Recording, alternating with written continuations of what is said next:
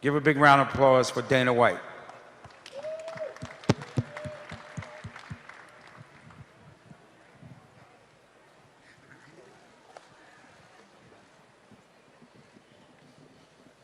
What's up, gang?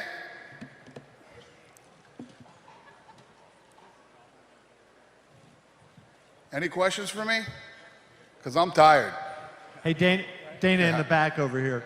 Yeah. Straight in the back. Just, can you assess Conor's performance in your opinion? Did he do better than you thought? Was this what you saw in training at the Performance Institute? Yeah, no, I'm so proud of Conor tonight, man. You know, it's not the fight that I thought it was going to be. It was a completely different fight than I expected. You know, Conor, when you get into professional boxing, right? And, you know, you guys know you start 4 rounds, you fight 6 rounds. He went 10 rounds tonight with arguably the greatest to ever do it. Max Kellerman, I've been trying to get a hold of him. He ain't answering his phone right now, but he said that Conor wouldn't land 1 punch on Floyd Mayweather. You know, there were a lot of people that were super negative about, you know, this boxing match with Floyd, and Conor looked unbelievable. I'm sure you guys probably already saw this, but if you didn't, the CompuBox numbers were in 9 of Floyd Mayweather's fights where it went 12 rounds, his opponents hit him with less than 100 punches. Conor hit him with 111 in less than 10 rounds. So it was a great fight. I'm really proud of Conor. And Dana, just to follow up on that a little bit, given how well he did in the fight, you know, against a long guy, if he chose to box again, would you endorse that and would you work with him on it? I'm sorry, what'd you say, Kevin?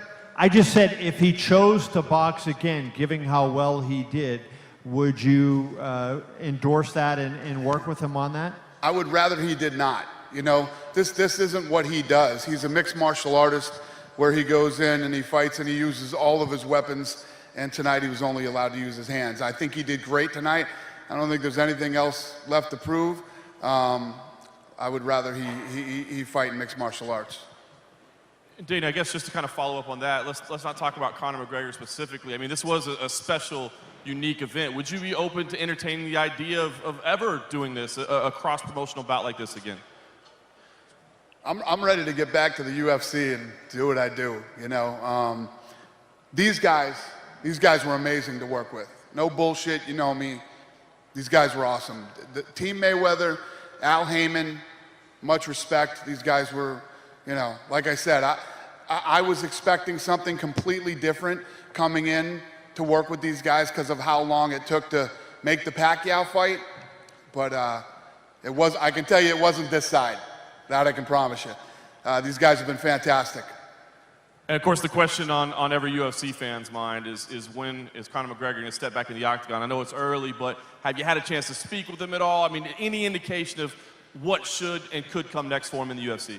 Yeah, I've been back there with him pretty much this whole time, and we're not talking about fighting tonight. You know, he put on a great performance. We're not talking about fighting. You know how he is, man. When he's ready, he'll let me know. Dana over here. What's your response after the event tonight to people who said this was going to be a circus, that it would be a farce? Yeah, you know, you have to have negative people, man. When you're doing stuff like this, it creates the debate and the back and forth.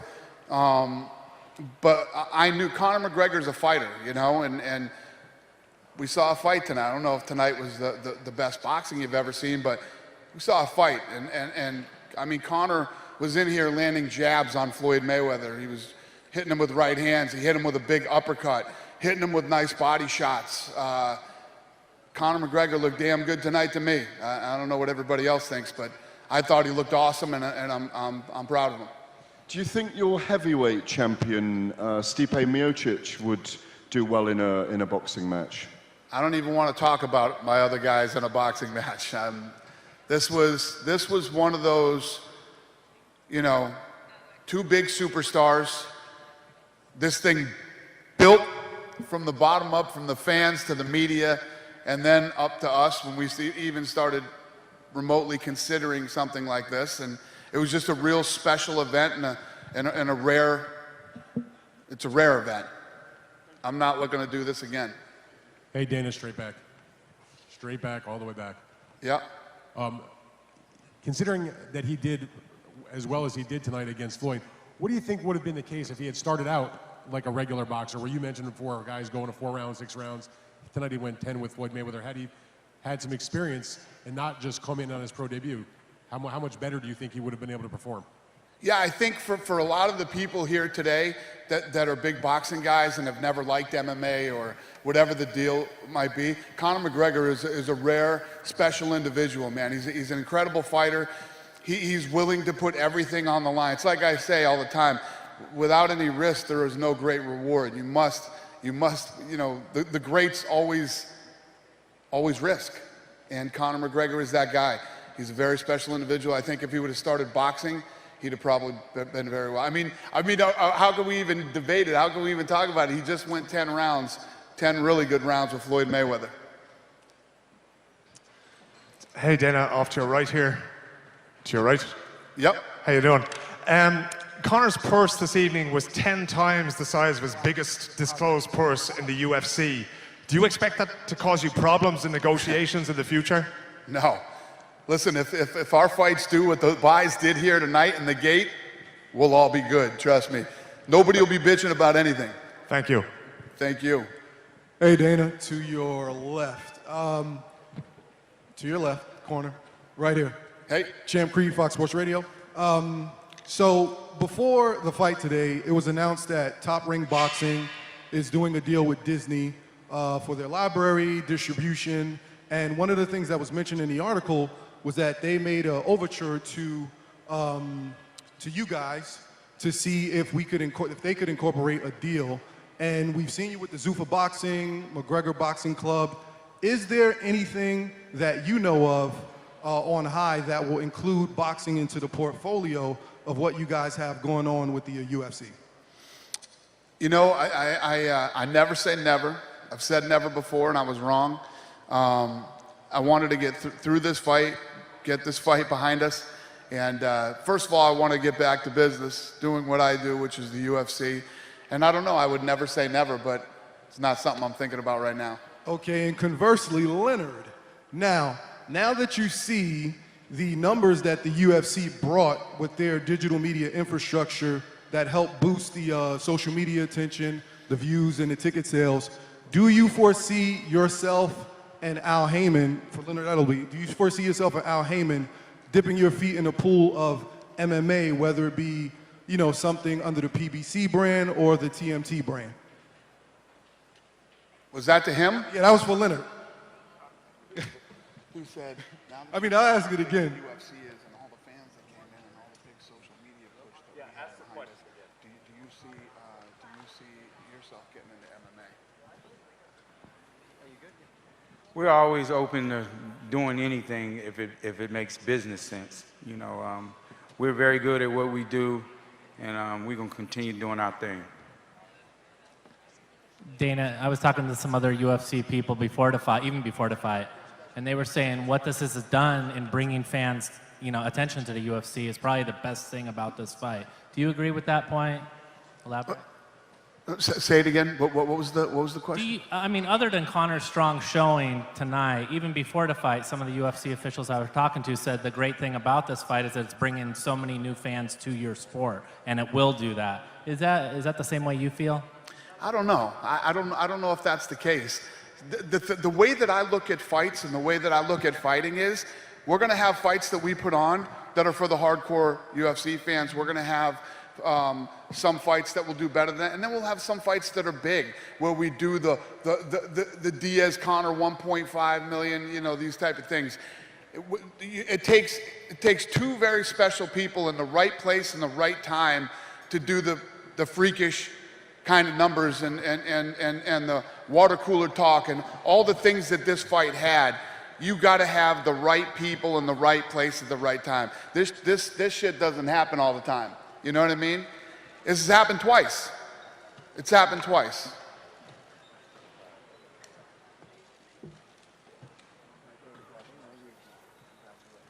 Ladies and gentlemen, give a big round of applause for none other than Floyd Mayweather. Here we go again. I don't know what to say. I know we've been doing this for 21 years. I told you guys I'd come straight ahead. So, you know, with coming straight ahead, I was going to take some contact. I could have sat back and just boxed and counterpunched and made it boring. I didn't want to do that. I feel like I owe the fans a last hurrah. So I went out there, and that was the game plan. Me and my dad communicated before we went out there. The whole game plan was to go out there and let him shoot heavy shots from the beginning, take him down the stretch, and do what we do best. And that's what we did tonight. We had a cool training camp. You know, I didn't box for the last month. I didn't do no sparring. But you know, there's no excuses. He came out here. He fought a hell of a fight, hell of a stand-up guy, and I went out there and just did what I do best. Found a way to trap him and broke him down. And you know, I want to say congratulations to my team. Strong team. I got a real strong team. I've been working on my team for a lot of years. You know, I've been knowing Dana White for 21 years since I came to Las Vegas. And I'm one of the first guys that believed in Dana White before anybody believed in Dana White. I was one of the first guys to give Dana White a chance when nobody wanted to give him a chance. Dana, thank you. And Leonard Ellaby, you know, CEO of Mayweather Promotions. We don't always see eye to eye, but at the end of the day, we always get great results, and we get the job done. Me and my father, we don't always see eye to eye, but we always get great results, and that's really what it's about. You know, my publicist, Kelly Swanson, CBS, Showtime, Steven Espinoza. I mean, there's so many people I want to thank. You know, the CEO of the UFC, you know, the fans from Ireland that came over, and all the media, the MMA media, the boxing media, for covering this event. You know, I wanted to go out with a bang. I told you guys it'd be blood, sweat, and tears. And I told you he was a hell of a fighter standing up. Kind of shocked me. And I told my dad, it was something I was talking to my dad about, that me and him would keep amongst us, because certain things don't go out to the public, you know.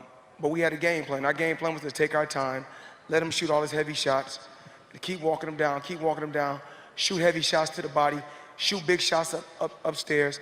And my dad thought it was going to be a little bit early, around the 7th or the 6th. But, you know, it took us a little longer than we expected, but we did what we said we was going to do. And I promise everybody, remember this. You know, I told you people, I guarantee you this fight wouldn't go the distance. I told you, I was going for the knockout, I was going straight ahead. And with going straight ahead, you're going to take contact. I understand that. But, you know, after 21 years in the sport of boxing, you know, I had some great fights, I had some boring fights. But at the end of the day, I will be always remembered as a winner, you know, no matter how you win, as long as you win. And I know how to dissect my opponent. I know how to go out there and break them down and just stick to the game plan.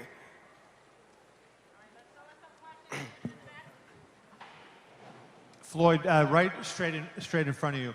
What up, Kevin? Congrats on the win. First, I have a couple questions. First, you mentioned you hadn't sparred the last month. Was it an injury, or why not? It was an injury, of course. Not an injury like that, but I wanted my hands to be 100% for the fight. You know, I didn't want my hands is real brittle. You know, everybody knows that. I wanted my hands to be solid when I come out here. So when I'm shooting hard shots, you know, I'm able to break the guy down. Whereas if I were to box and I got a serious hand injury, I wouldn't be able to punch as hard. My second question, though, is you leave. You were the biggest star. You sold the most pay-per-views, the most tickets. Where does boxing go from here after this? How do you generate the next level of stars? And who do you see as the guys who are going to be the ones selling the million pay-per-views and keep up the momentum that you have in 2017 in boxing? Okay, I'm going to touch on that. I want to touch on that, Kevin, but I want to say something. We did break the record tonight for the biggest gate. Me and Pacquiao done 72 million. I think we done somewhere over 80 million, you know, for the live gate. We also on pay-per-view. It took us so long to come out for the fight. I know all the fans was anticipating, like, why you guys taking so long? The reason why we took so long is because the servers the pay-per-view server in California and in Florida crashed. So we want to make sure we get everything back in place, everything in the right place so that everybody can see pay-per-view and give everybody a show. And you asked me about who do I think is the next superstar in boxing. There's a lot of hell of a fighters out there. There's a lot of young lions out there, you won't see me in the ring no more, so any guy that's calling me out, forget it, I'm okay. I had a great career, I had a tremendous career.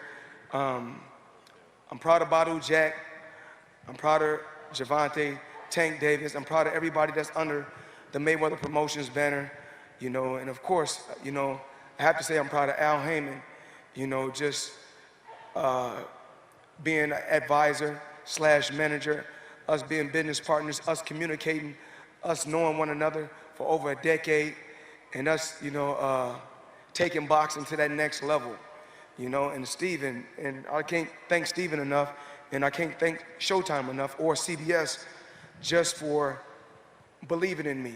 I had a, when I went to Showtime, I told Showtime, these are the things that I want to do.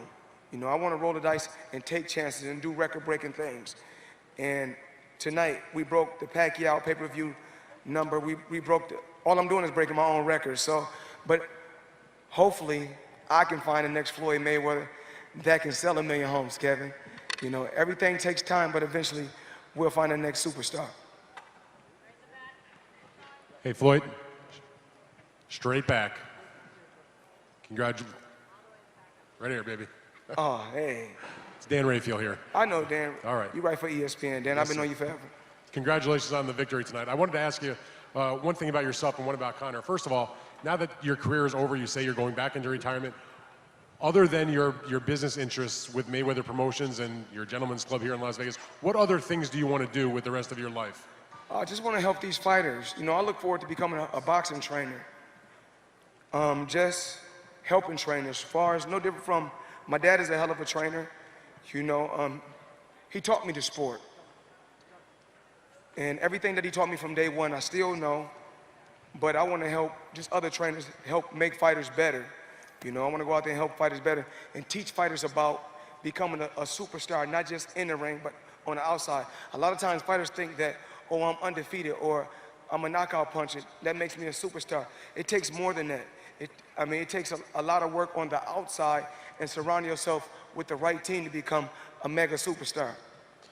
Floyd, my other question for you is, I'd like you to just take a minute and assess Conor McGregor that you saw in the ring tonight. I'd like you to maybe mention about what you felt as far as his power, his skills, and frankly, how you think he might do if he was fighting a regular fighter, not a Floyd Mayweather. He was solid. I've been off for a couple years, and I'm a lot older now. Remember I told you guys, I'm not the same Floyd Mayweather I was 21 years ago. I told you guys I'm not the same Floyd Mayweather I was 2 years ago. But remember, I still have a hell of an IQ, and I'm still a thinker. So what I did was, and as far as his punching power, he's solid. I felt it before, so that's why I kept coming straight ahead. Obviously, it wasn't the type of power to say I can't come forward, because if it was that type of power, I wouldn't have came forward. Floyd, just to follow up on Conor, there was a lot of concern coming into this fight that the rules were going to be followed, and it was a little bit rough in times in there. There were some warnings.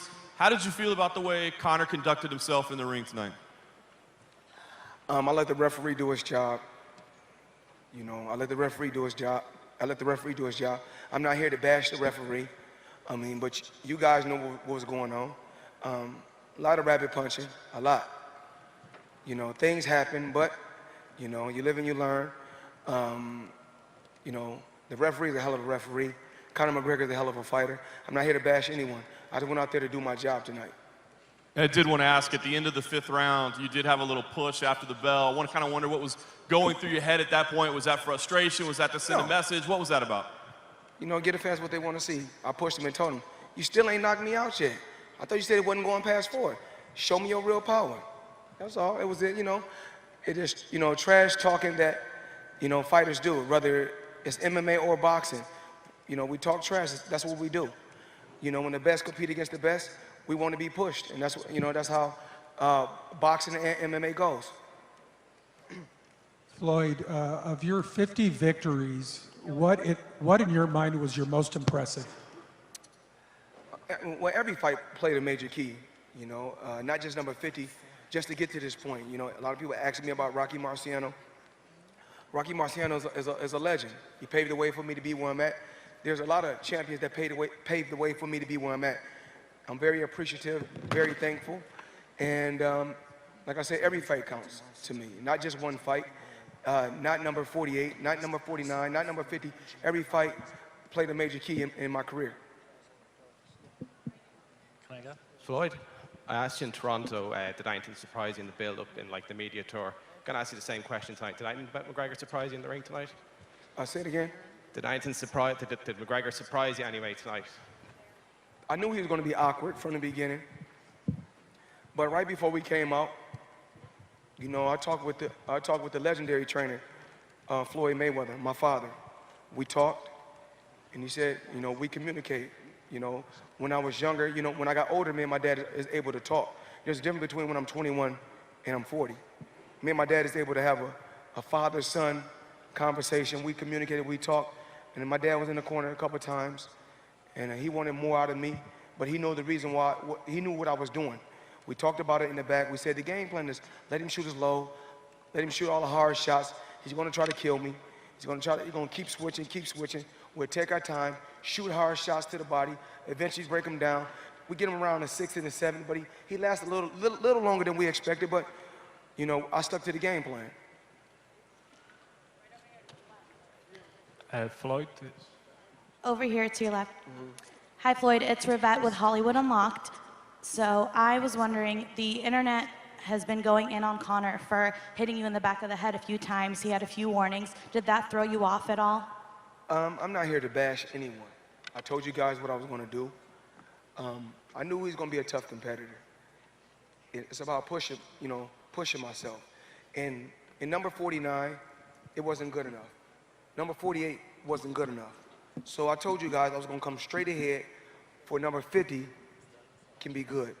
I can't be the fighter and the ref. I have to choose what I'm going to be. And a lot of rabbit punching, a lot of hitting in the back of the head, hitting in the back. Once again, I'm not the referee, I'm just a fighter. That's for the referee to do his job.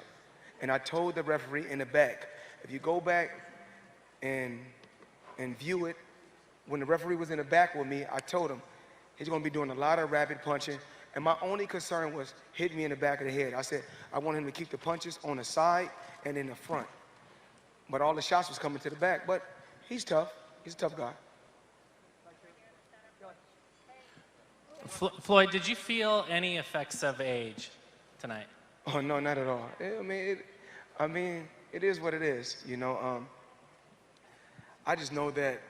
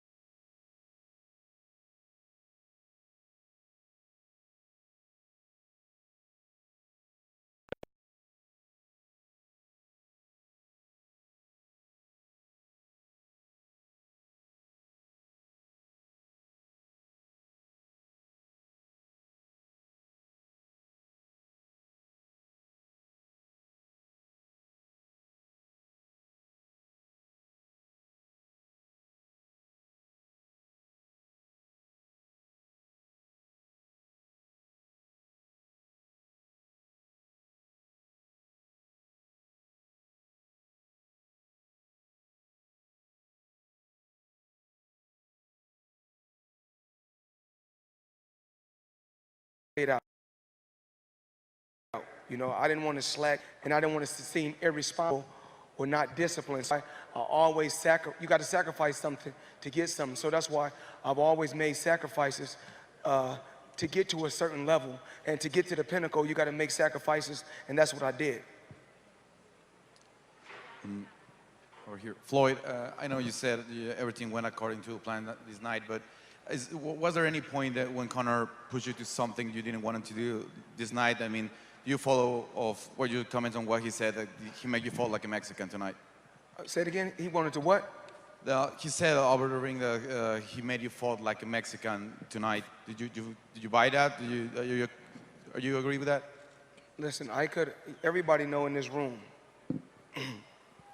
that's watched me fight, I could have easily outboxed Conor McGregor, counterpunched him all night. That's not what I wanted to do. I wanted to go out with a bang. I told you guys I would come straight ahead. I feel like I owe that to the fans for the Pacquiao fight. Even though I don't owe anybody nothing, I put the pressure on myself and did it myself. And that was a goal of mine. And I told you guys that this fight wouldn't go the distance. Go back and look at all the interviews that I did. Floyd, Hey. Chris Ridgway from The Sportsman. First off, congratulations, not just on tonight, but on 50 fights that have gone your way. Congratulations, well played, sir. The people that we've spoken to ahead of this fight, when we've asked them, what chance does Conor McGregor have? How does he beat Floyd Mayweather? And these are other fighters and just fight fans in general. They said one thing Floyd Mayweather's got to overcome tonight is the will of the Irish. Did you feel the Irish presence in the crowd tonight? I never focus on anything but the guy that's in front of me. Because when it comes down to it, I always said this for many, many years, the fans cannot fight for you. And one thing I know I can do, I can fight. So the fans, when they shout, scream, I don't worry about nothing. I just, keep my composure and stick to the game plan. Constantly keep coming ahead, pushing him back. When he first come out for the first 20 seconds of the round, when he go back to his corner and he sit down, I said when he come out, he gonna come out for 30 seconds and fight hard, and then he gonna break. And once he break, that's when I'm gonna shoot a hard shot to the body, hit him with a hard shot up top, and keep pushing him back. Remember, I told you guys, weight doesn't win fights. Fighting wins fights. And then, when I said talking doesn't win fights, fighting wins fights. Meaning that when we was on when we was on stage for the weigh-in, I don't have to do no more talking. We fighting tomorrow, so I did enough talking on our tour, basically. So everybody said, "Oh, Mayweather, you was talking on the tour." Okay, I did a lot of talking on tour, but now it's time to fight. We're 24 hours away from the biggest fight in the world, the biggest combat fight in the world. There's no need to talk anymore. And remember, all the fans that was here, those are soccer fans. And for the international people, those are football fans. But he's a hell of a fighter. And then, I hear him talking about, oh, you should let me go out on my back or go out on my face. No, the referee saves you because the referee is thinking about your future. Because you're still young, and we want you to be able to fight again someday. So the referee is saving you. He's not saving me. That's all I'm saying. Hey, Floyd, I'll say you sound pretty certain on the retirement this time around, but obviously we've heard that before. So I just want, what is different this time around, and is it a different feeling than previous retirement? Yes, I did walk away from the sport before. Very comfortable. I didn't have to come back. But, like I said, we do foolish things sometimes. All of us do foolish things. But I'm not a damn fool. If I see an opportunity to make 350 million in 36 minutes, why not? I had to do it. But this is the last one. You guys have my word. I had a great career, a great career. I can't complain about anything, I can't complain about anything, Stephen Espinoza, like I said before, in CBS, they gave me the biggest deal in sports history.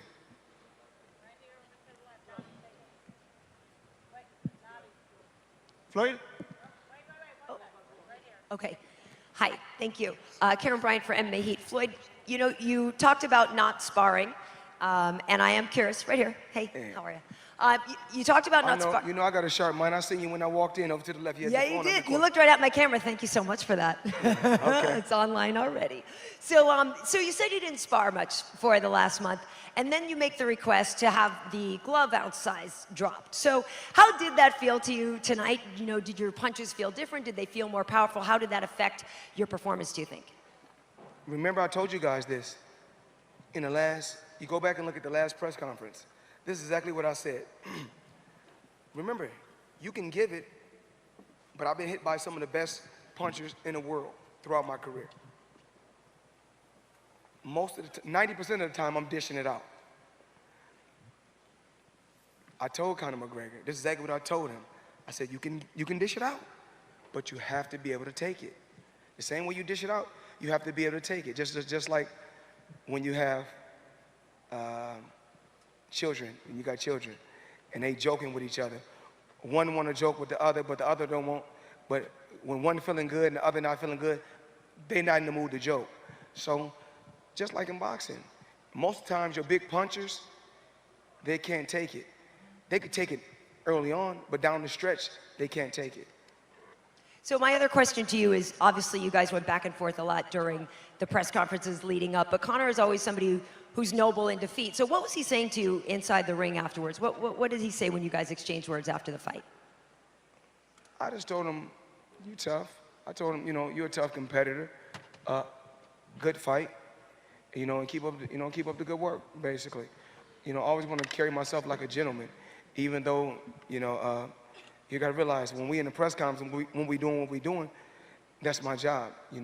He's the notorious one. I'm the money man. So we got to get a fans what they want to see. When a fan, when we done the press tour, we went to four cities in 3 countries in 4 or 5 days. So when we had arenas like this packed with 20,000 fans, we got to give them a show. And a lot of people thought it was fake. No, we didn't like each other, and we probably still don't like each other, but we still had to act like gentlemen at the end of the day. I can't come here, after making, over 300 million. I'm not finna be like, oh, I don't like you. Good fight, may your career go on. Floyd, right here in front. Floyd, have you had a chance to talk to your kids yet? And what does it mean to you and your family to have you finally officially retired, and what does that mean to them? I'm pretty sure they're happy. I'm pretty sure they're happy because they get to see me a lot more. We get to spend a lot more time together, and that's really what it's about. It's about family. I came out here first, to Vegas. Well, my Uncle Roger came out here to Vegas first. And then I didn't even have no plans on moving. Actually, I didn't even have no plans on moving to Las Vegas. I came out here, turned professional at 19. And I can remember when I turned professional, because I always talk about this story, in the dressing room, at the Mayweather Boxing Club. I go in the back, when I went to Top Rank promotion company, when I went inside the office, I looked. And they said, it was talking. Then they moved a piece of paper out the way. Then I seen that check. To myself, I was like, damn, I ain't never seen that many O's in my life. Because I come from poverty. I come from the inner city. The check was only $100,000. But to me, when I seen the check, it looked like 100 million because I'm from the inner city. I never seen those type of numbers. Hood rich to me is, $30 or $40, $60,000. That's hood rich. You hear about it, but when you're actually seeing 100,000, everything Top Rank was saying to me, I didn't hear anything. I just wanted to sign on a dotted line and get the check, and I feel like I was the richest man in the world at 19, receiving $100,000. But I went to the gym. I never slacked. I continued to work hard every day. I never put nothing before I put in my boxing. Nothing. I worked hard, extremely hard every day. My dad still was in prison because, my dad left my life when I was 16. When my dad came back to my life, when my dad came back in my life, I was 21. So a lot of people want to kind of know about our relationship. So it was kind of rocky. When my dad left me, I was basically a teenage kid. When he come back into my life, I'm an adult because I'm paying my own bills. I'm responsible. I got my own house. I got my own car. I got my own everything. So it's kind of hard for us to really get on the same page. He still is the best trainer to ever train me, hands down. Because I beat all these fighters with everything that my dad taught me. There's key things in boxing that I'm just in fighting period that fighters need, and that's why I had to ups on most fighters, is because I done those key things that my dad taught me. Floyd, right here. Congratulations. You're famous all around the world for your defensive skills, but I was wondering how exciting it was in that 10th round when you were landing one shot after the other just before the refs stopped the fight, that, to let it go, all those, those last shots of your career. I mean, Conor, of course. I mean, it's like a catch-22. If he didn't get knocked out, I mean, if he hit the canvas, then they would have said, why you guys didn't stop it earlier? Then when you stop it, you're gonna say, oh, I didn't hit the canvas. I mean, you didn't throw a punch for a whole 1 minute and was getting hit with big shots. But like I said, I'm not here to bash Conor McGregor. I'm not here to do that. We done enough talking. I told him before, we both done a lot of talking, a lot of barking. It's time to bite. That was it.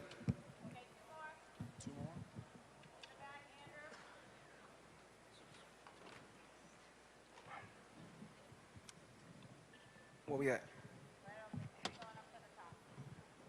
Yeah, come on. Here in the back, Salvador Rodriguez from ESPN Deportes. Floyd, here, you're back. Oh, I know you. What's up? Yeah, thank you. Floyd, what do you think that this is your legacy in the sport? What is the things that you change in this sport that you show to the young guys? What is your legacy around your career? Run it by me again? Yeah, what do you think that this is your legacy in boxing? What do you show to the new guys? What do you change in this sport? I think, every day, I think even communicating with Steven Espinoza of Showtime, every day we're trying to find that next Floyd Mayweather. It's not easy. It's not easy. And I'm pretty sure Steven was extremely happy when I said, we're going to do this fight. I'm the first one that talked to the CEO of the UFC. One day, I was on the phone with the CEO of the UFC, and I said, yo, me and Conor can fight. And he was like, no, Floyd, not that fight. I don't think he want to fight. But eventually, we made it happen. But as far as my legacy, the most important thing to me about my career is the things that I did on the outside.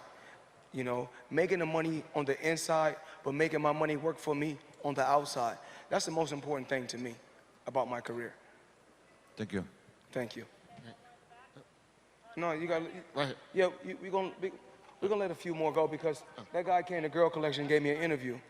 He went to MMA, but he cool. He did support my strip club. Okay. To your left, Floyd. To your left, right here. Over here, Floyd. Robert Littal, Black Sports Online. What's up, family? How you doing, my man? All right, you got it. Thank you. Hold my laptop. I appreciate it. The question that I had for you is, now that your career is over, I was at the gym a couple of days ago. You see Adrian Broner, you see Errol Spence. A lot of these young African-American fighters look up to you, not what you did inside of the ring, but what you did outside of the ring. What are a couple of things that you try to teach these young African-American fighters who a lot of times feel like they are villainized because they're black, to make it not just inside of the ring, but outside of the ring? Well, when these young fighters get their checks, when they get their checks, we can't think about just right now. A lot of fighters, I was like that but I got the money real young. The $100,000 that was the first check I got, but all throughout that week I got some more checks from Top Rank. So, I think by the time I was 20, probably by the time I was 20, 21, I was a millionaire. But these young fighters want to buy, they see Floyd Mayweather with all the watches, all the diamond chains, all the cars. They have to invest their money. That's very, very, very important. They have to invest their money. And that's what I try to teach them. Floyd Mayweather is able to buy a diamond chain, a car, a house, every month from smart investments. You have to, when I get with my billionaire buddies, I don't get with my billionaire buddies and say, oh, I'm happy to hang in your house, or I'm happy to ride on your jet. You know, I don't say that, oh, I'm happy to ride on your yacht. I say, teach me how you did it, so I can have the same thing. So my great-grandchildren can have it. Because I try to teach these fighters that becoming rich, you become rich. Wealth is something that is established to where wealth, when you get millions every month, you know, like myself, making millions every month. But you know, I have to take my hat off to Al Heyman also, because he's a very, very shrewd businessman. He's fucking unbelievable. Al Heyman is unbelievable, and we all know, you know, Al Heyman he don't really like his name mentioned. He like to stay behind the scenes, but everything that we came together and did is remarkable. When I wanted the biggest deal in sports history, him and Steven got together and we made it happen. When, you know, with everything, you know, with all the jets, with the 3 private jets and the mansions all around the world, he was a part of everything, helping me get and reach everything that I wanted to do in life. So, you know what I mean? And a lot of people keep on saying, they think that Sam Watson is Al Heyman. Al Heyman is the guy that's probably in here tonight, but he's probably sitting up there. You know, he like to lay behind the scenes. Hell of a guy, though.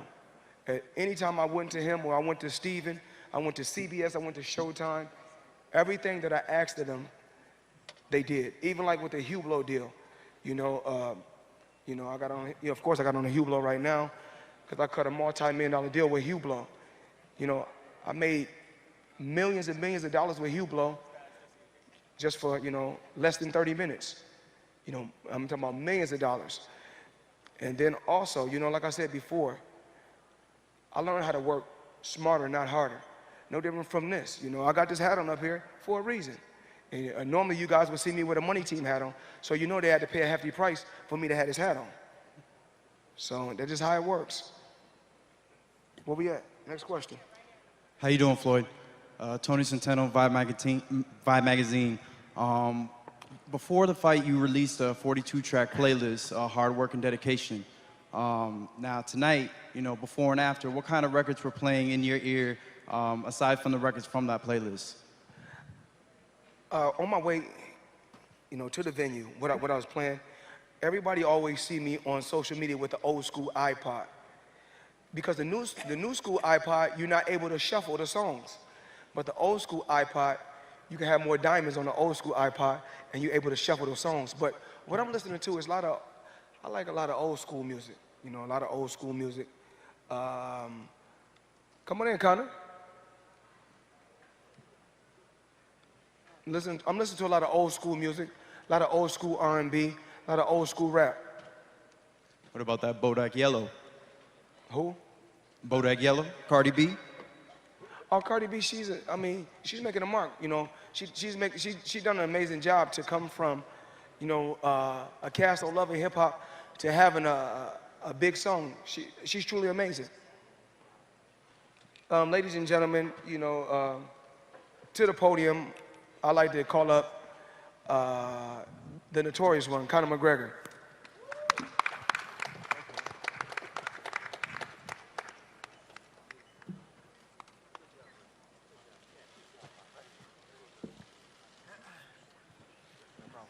What's up, everybody? Hello.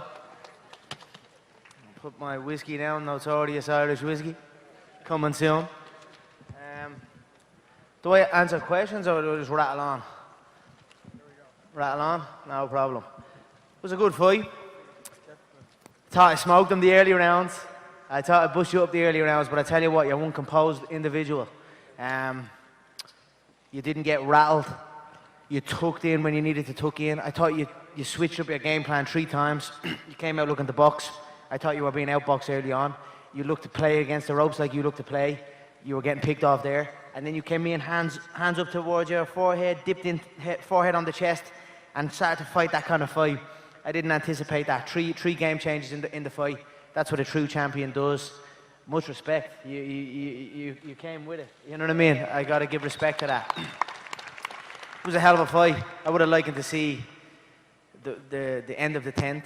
I think fatigue, there's like a patch. There's a patch somewhere in the middle of fights, even with the Diaz 2 fight. I have this patch where I must overcome. I get a little wobbly, and I start but it's more fatigue, and I can't, if you look at the Diaz 2 fight, I came through that, came back round 4, round 5. I would have liked to see the end of round 10 and see where it brought us, but hell of a competitor. Switched it up, kept the pressure. You've got to give your hat off to Floyd. A hell of a career. Congratulations. It was a good fight. It was a bit of fun, right?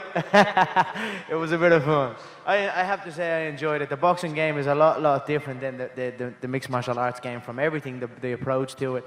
I thought the referee done a great job as well. I do feel it was a little bit early, but I respect his decision, and I thought he done an amazing job. I thought he let the fight flow where it should have flown. I think Floyd's frames were nice. When he throws the shots, he doesn't smother his work, he frames. And early on, when he was framing on me, I was shooking him and taking his back. But I'm like midway through the fight, when I at his back, the referee is just resetting us in the middle, and I'm like, somewhere in the middle of all that, I was like, I'm using valuable energy here to get to this man's back, and then we're just being reset to go again. So it kind of flustered me a little bit, and he was able to capitalize on it. He's very very composed, picks his shots very well, bounces shots off himself very well, and hides himself well. You know what I mean? I believe he was hurt a few times, but he keeps his composure. He doesn't show it. So, look, I enjoyed it. I hope you all enjoyed it. It was a fun fight. Hey, Conor, straight ahead of you here. Yeah. Congratulations on a great performance tonight. I wonder if you referenced it a little bit about boxing and MMA are different. Can you kind of expand on that a little bit and explain what you liked about the boxing business and what you prefer about the MMA business?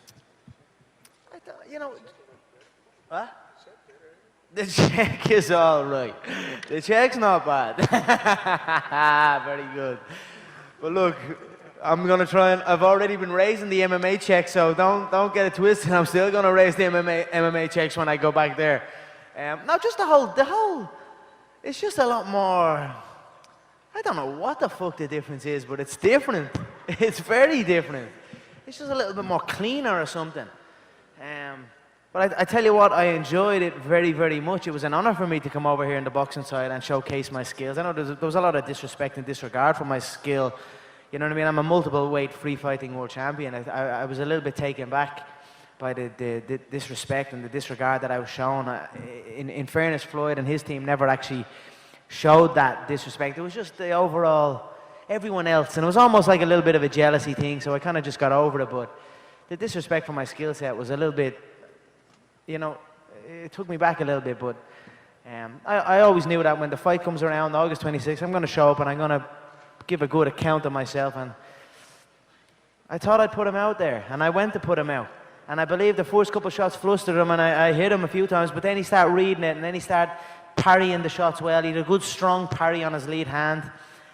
He dipped low, caught the body shots well. When he started engaging in his right hand to the body, I thought it was very well. I enjoyed the fight. It was a great contest, and a lot of stuff I'll take with me in my training. That's people ask me what's next. I'm not quite sure what's next. I have multiple titles in the UFC to think about. I could also continue in the boxing game. So what's next for me is continue to study and continue to learn. I'm a student of martial arts and fighting as a whole. I've studied everyone in the game, in all games, including Floyd. And it was an honor to share the ring with him and get up close and personal. I feel I held my own earlier. I feel it was close. I feel 5-4. I feel it was 5-4 into round 10. I would have liked him to get to the bell to see what was what.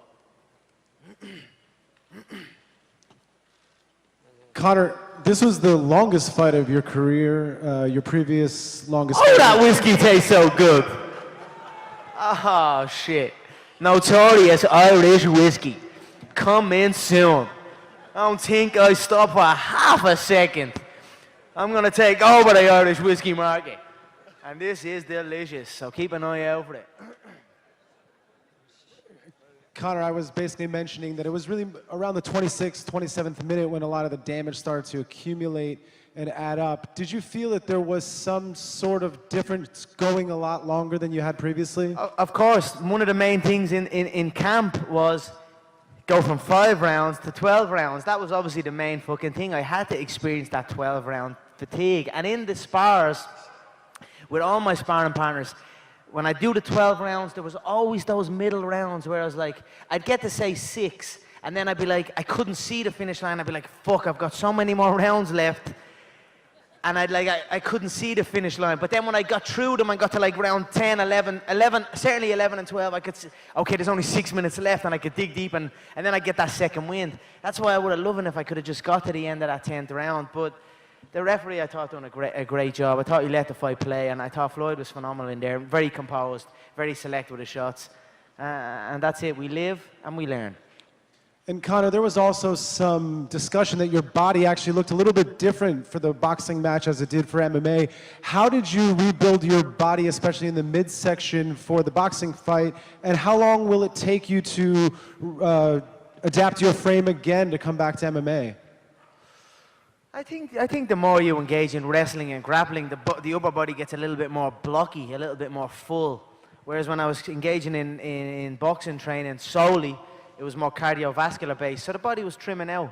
And then obviously I put in the stomach work. I knew they were coming he was coming for the body. And his straight right hands to the body were nice. They were timed well, they were set up well, and fair play to him. Fair play to him. But I will get back into my jiu-jitsu training. I will get back into my freestyle wrestling training. I will start engaging in my kicking again, and we'll see what's next. I'll also look to adjust and prepare for a fighter that comes in with his forehead first and his hands up. Oh, you know, in camp, I had one sparring partner that fought like that, but everyone else kind of fought in that kind of traditional Philly shell style, or even a little bit more light in the feet or a little bit more back against the ropes. But I only had one sparring partner that actually came and pressed forward. He had a bit of weight on me. And I only sparred him for the first 6 rounds. And then I'd move on to someone else. And I can't help but feel the way the fight panned out and the way Floyd adjusted and I adopted that style. If I'd have had more of him in the later rounds in sparring, I would have been more prepared for that feeling. And I wouldn't have wasted some shots on the guard and on the gloves. And I would have been a little bit better prepared for that. Conor, it was a fun fight tonight for sure, and I think you proved some doubters wrong. But, of course, you know MMA fans want to know when they're going to get you back in the UFC cage. I'm young, I'm fresh, and I'm ready. I mean, I was just tired in there, I feel. You know what I mean? He caught me with some nice shots, but I wasn't dazed or rattled or anything like that, so I was just bollocksed, is the term we call it in Ireland. So, we'll see what happens. I beat a childhood friend of mine is getting married. I'm going to charter out a 100-foot yacht, maybe for a day. Fuck that, paying for the whole thing, the full whack. And just rally it for a day, have a big party on it, take a load of pictures, and then just get the fuck off it. That's probably my plans. And then I'll see what's next. You built to this over a long time. You saw this. Certainly you wanted to get the win, but what's next? How can you take this to the next level? What's the next vision? Haven't I? I don't. This was some buzz to come in and face this man and you know, so many doubters, so many, it's never going to happen. Like, even thinking it's never going to happen. Remember that time?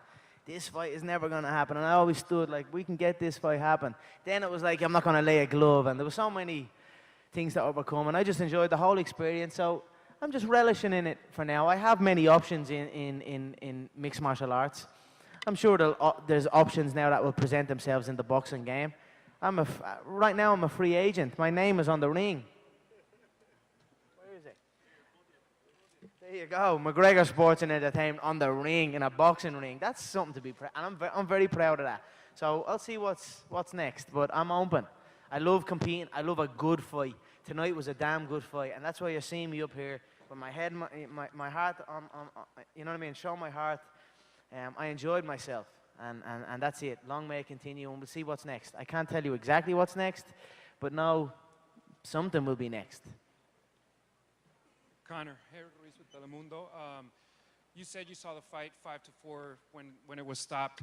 One of the judges had you winning the first 3 rounds where you were clearly the aggressor and Floyd was studying your style, but the other 2 judges had it 8-1 in favor of Floyd. Does that surprise you a bit? I think that's very, very biased. I'm actually shocked at that. I thought I won the first 3 rounds clearly. 4th round could be argued either way. We'll say 3-1, and then he took over. He started to take over then, and I thought I snuck in round 8. Then he won 9, and then got the stoppage in 10. So, what was that? 5-4 into the final round, and he got the win. But in reality, all that means nothing. He got the win. Respect to him.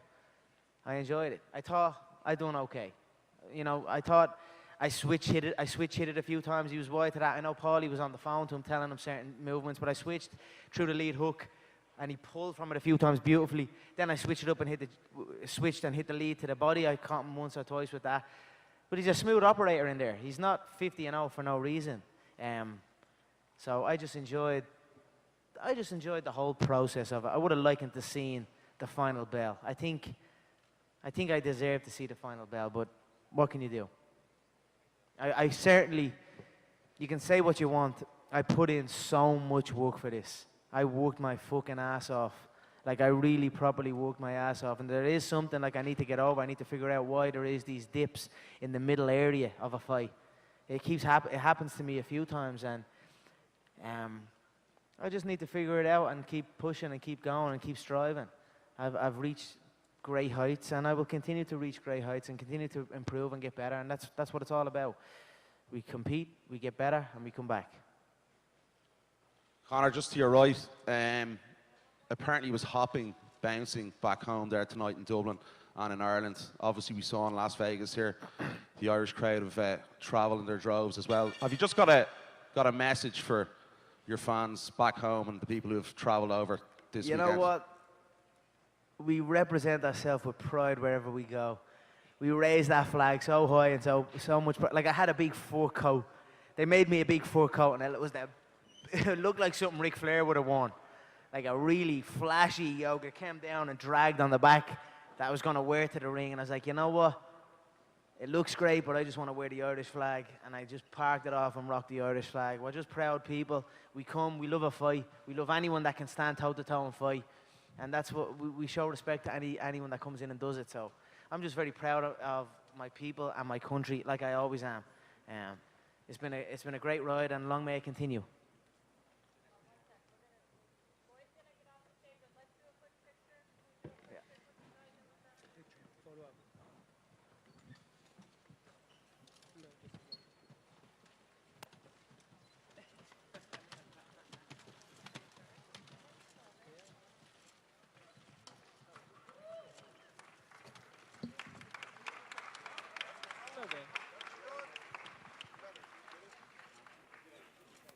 Big round of applause for 2 classic gentlemen.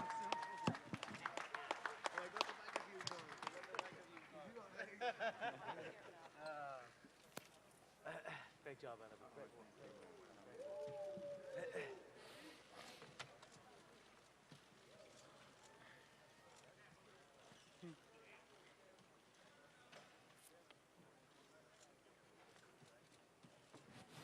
Great work with it.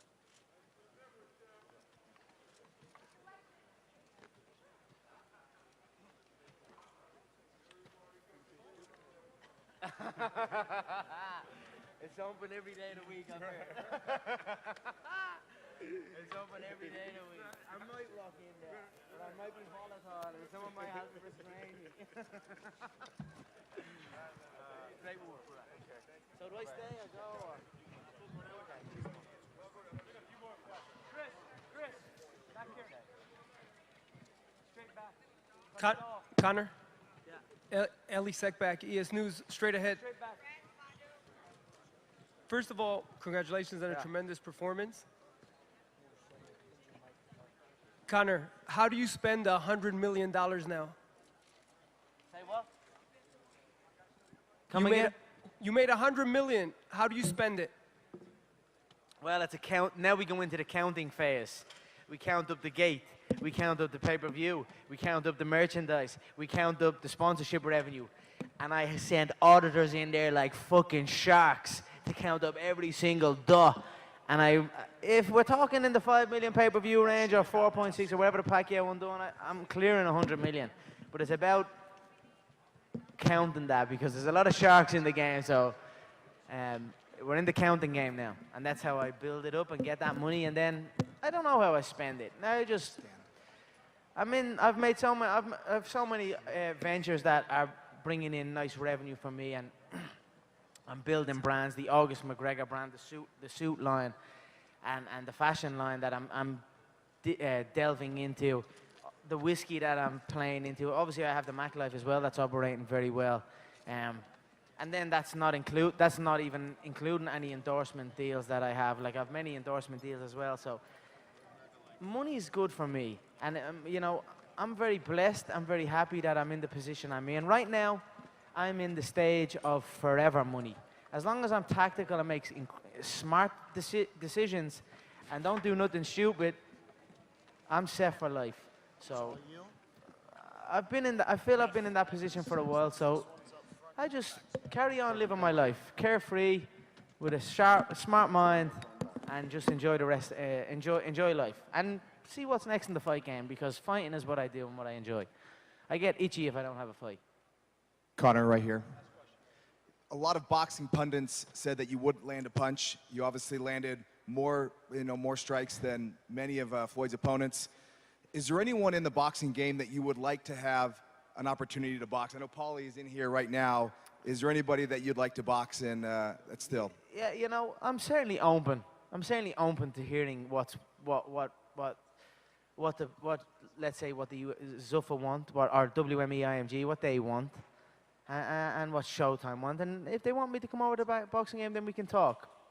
I'm certainly young, 29 years of age. I don't think the boxing world or the fighting world has seen a man as confident as this come in at this age, and with this amount of accolades and this amount of records and this amount of revenue generated. So I'm certainly open to all options. I have certainly many contenders in the mixed martial arts game. I've a trilogy bout with Nate Diaz that is sitting there. I've options. I'll see what's what. I'm here to fight. I'm certainly fresh. I'm certainly fresh to fight. I was not badly damaged there. It was fatigue. So we'll see what's next. We'll see what offers come on the table. Thank you. Thanks so much, everyone. I appreciate you all. Thank you.